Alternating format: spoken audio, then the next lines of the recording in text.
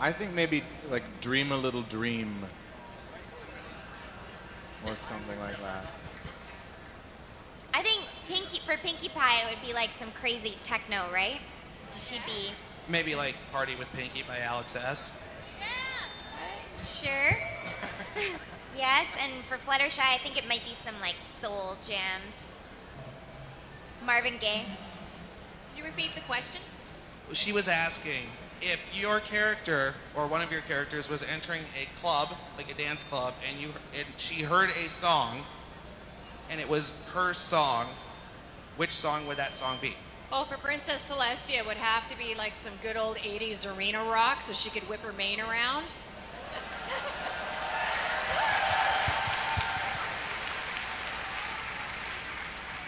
Yeah. Yeah, I like that.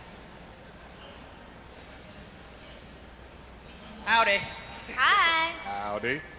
Just wanted to say I'm a big fan of you guys, especially Andrea and Tara, even though she's not here right now. Thanks. These guys are awesome too. I just wanted to ask. I know you guys have played a lot of characters over the years, and you've gotten used to their roles. How do you relate? Is there any way you relate to the characters you're voicing? Do you think you have the same traits or the same personalities that they do? How do we relate, do you think, to the characters? Is that what you want to know? Well, I kind of talked a bit about this yesterday. I definitely relate to both of them. I'm maternal. I can be a little bossy at times. I like to have some fun. And I like to make sure that everybody else is taken care of. So I think I have that in common with my characters, for sure. When I'm sort of doing a character, I like to think of them as not me, like something else, right? Like Pinkie Pie is Pinkie Pie, and you know, how can I make her really her? So Pinkie Pie and Fluttershy are so different. I always say that hopefully I'm somewhere between in the realm of sanity sometimes, but you just try and make that character the character. I always think that there are elements of me outside in the character, which is something similar to what you're saying. Yeah, I have a lot of the same characteristics as Big Mac. Obviously not as taciturn, but you put a piece of yourself in. You push yourself to that side and then limit everything else, and that kind of creates the character for me. All right, everyone, Kathy Westlock.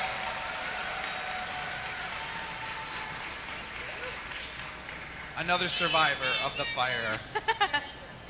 But of course, Spike is impervious to lava. We all know that. All right. Hi, Mike. Hi, everybody. Maybe Spike caused the fire. Did you breathe some fire and that's what caused it? I don't know. I got nothing.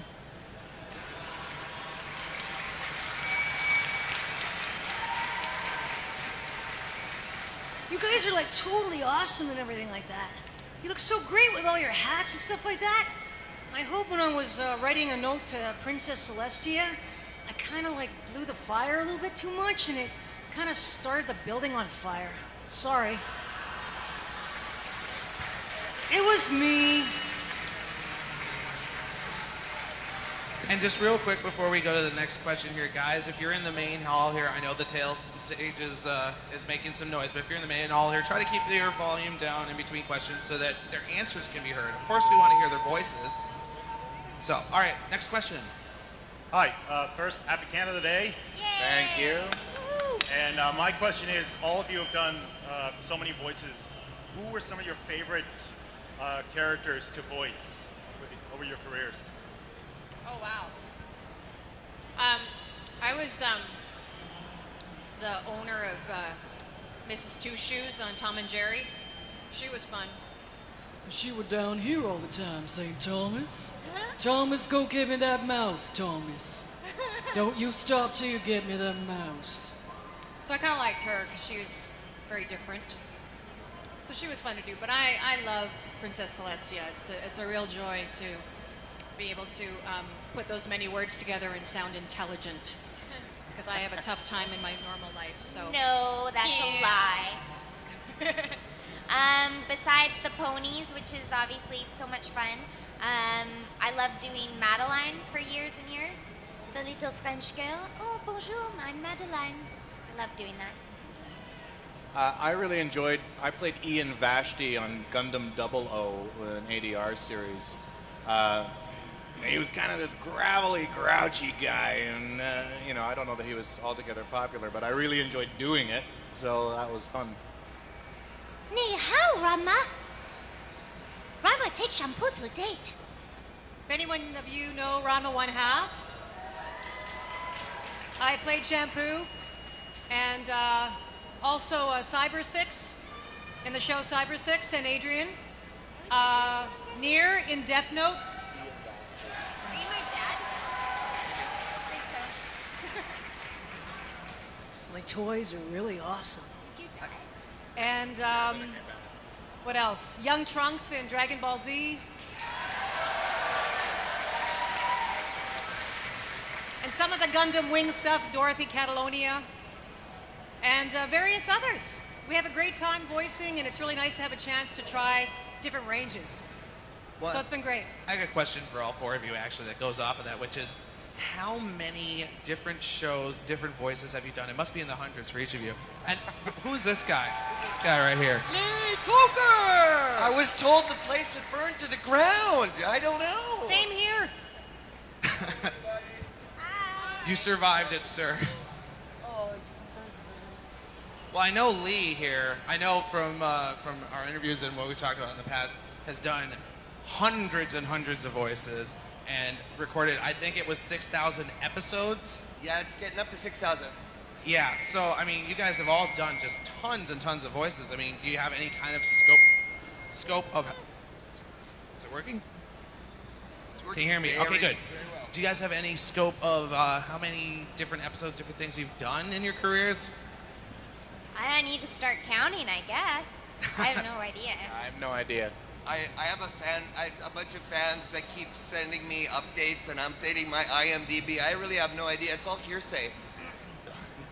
It's been 20 plus years for some Yeah. of us, and so if you think about all the main characters we do and the incidental characters, we Oh, just yeah. lose count half the time. Hundreds. Yeah. And it's hard to remember them all. I mean, sometimes when we're in a show, you can get 2 or 3 characters in one episode that you do, and then over a couple weeks even, that's like, and then over a couple years after that, and then a couple decades, I mean, it adds up. All right. Next question. Hello. I was wondering, was there anyone that you really looked up to, like that, or that influenced your decision to become voice actors? Mel Blanc. Mel Blanc. Mel Blanc is the number one, I think, mentor for all of us who thought about it. For Mel. Yeah. Applause for So, Mel. he started the ball rolling in the Yeah. field. Does anyone here not know who Mel Blanc is? By It's okay. show of hands. By how show of many hands, people it's do all not right if you who know. Mel Blanc is? Mel Blanc voiced that's- Bugs Bunny, Daffy Duck, and everyone else on Everyone. the Looney Tunes. In the old days. Everyone. Yeah. An absolute legend. And June Foray as well. Yes. And Barney Rubble. June Foray is wonderful Foray as as well. June Foray, she was the grandma, you know, the little Tweety bird. Oh, So Tweety. they were some of the first voice artists, and so for us as voice artists, they are huge mentors and influences. Yeah. Talk about hundreds of voices. Yeah.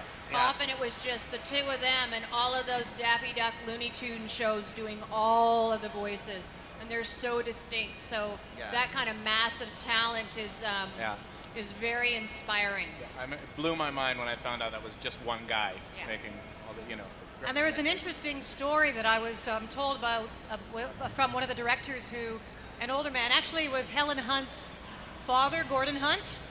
He had met Mel Blanc, and when Mel Blanc was ill in the hospital, I think he was in a coma, and no one could revive him or communicate with him until I think it was his son or his son-in-law came into the room, and he addressed him as Bugs Bunny, and he actually became conscious again Aw. because he was addressed as Bugs Bunny. So that was his true identity, I guess, to him. Good old Mel. All right, next question. My question is, when did you first hear about the Brony phenomenon? Oh, a couple of years ago, maybe a year and a half ago, I think. I remember hearing about it in the studio while we were recording. One of the directors said, "Hey guys, this is going on, and you've got all these fans." And we said, "Shut up! No, we don't. No way. We don't believe you." So, I'm starting to believe now. I found out online. Somebody asked me on my Facebook page if I was a brony, and I tried to answer diplomatically because I didn't know what it meant. And then after that, I started figuring it out, and I'm really glad I did, because this is amazing. You guys are awesome. Yeah, you guys are amazing. And I found out from Andrea in the same session. And I basically found out when I saw all of you here yesterday. I mean, I've known about it, but I didn't believe it until...